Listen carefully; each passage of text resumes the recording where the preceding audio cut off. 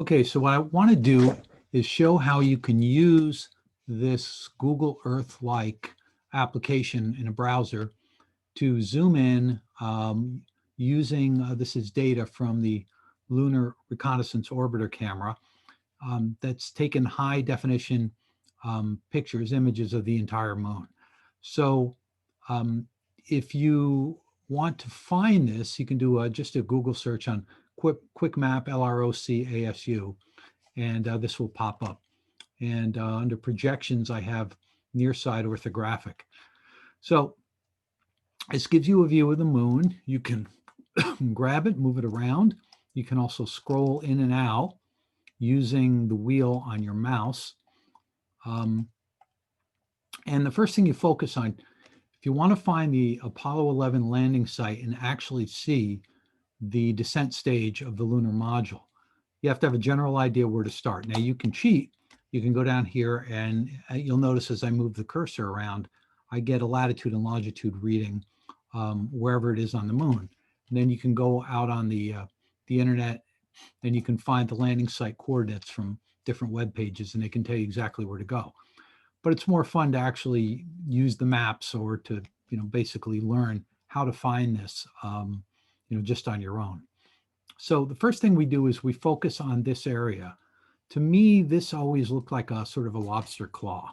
So, where this is the hand of the lobster, this is the thumb, and this is, the outer part of the lobster. So if you look at this, these are some of the moon's mare. This is the Sea of Tranquility, this round one here. The thumb of the lobster claw is the Sea of Nectar, Mare Nectaris.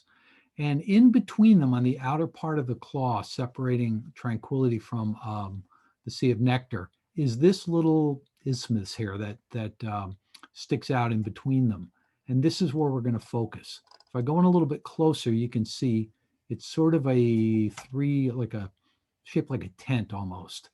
This crater here, this very prominent one on the Sea of Tranquility side, as you can see, if I zoom back out again, you can see where it is. It's on the Sea of Tranquility side. This is a key for finding the Apollo 11 landing site. So if you look at this crater, look to the upper left of it. You'll see a little triangle that is made up of three roughly the same size craters. This one here looks like a cat's paw, is actually called cat's paw. These are a little hard to see until if I zoom in a little bit more, the picture will get lighter, and hopefully you can see them here. These three craters are, from left to right, Aldrin, Collins, and Armstrong. And the actual Apollo 11 landing site is right here where the cursor is.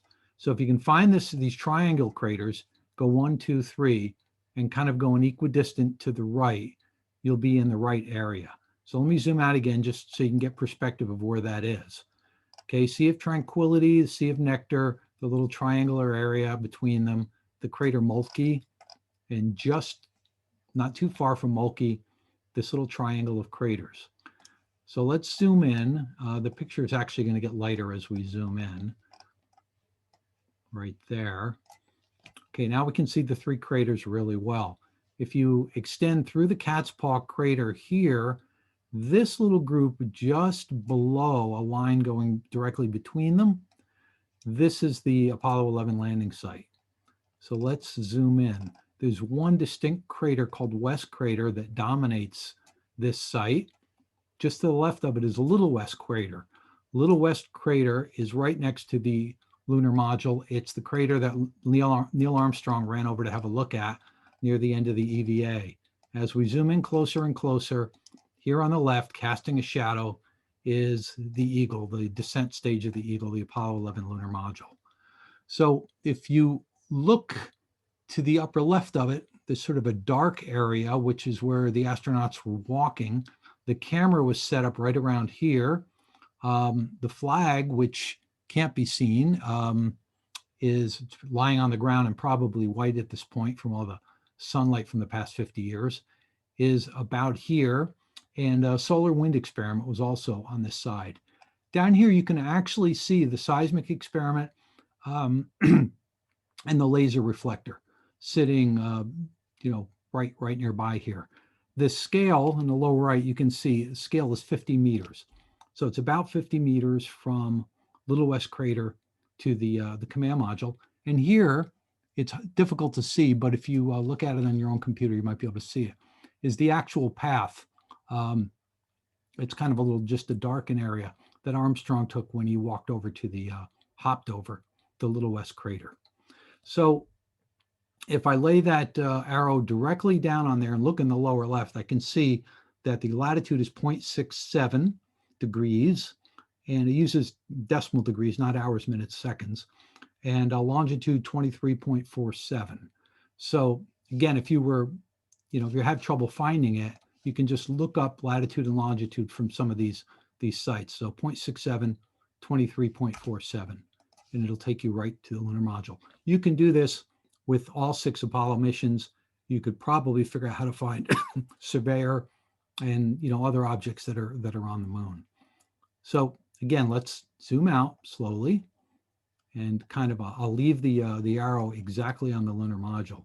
So you can see West Crater just to the right of the arrow, that sharp crater. And then as you go out, there's Cat's Paw. And there's the 3 craters, including Cat's Paw, that act as a kind of a Big Dipper pointer right to the landing site. Go out a little farther. Again, it gets dark, but you can see Mulkey.